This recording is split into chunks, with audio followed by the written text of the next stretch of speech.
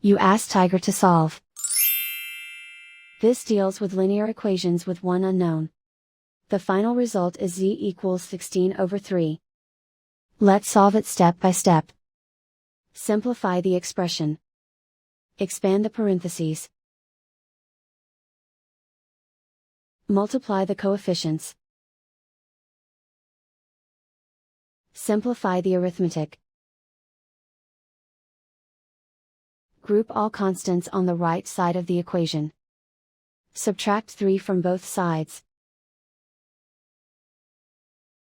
Simplify the arithmetic.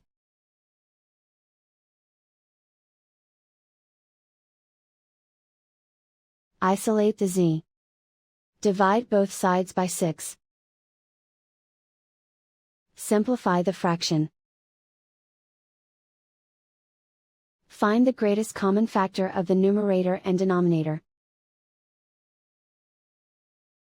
Factor out and cancel the greatest common factor. And so the final result is z equals 16/3.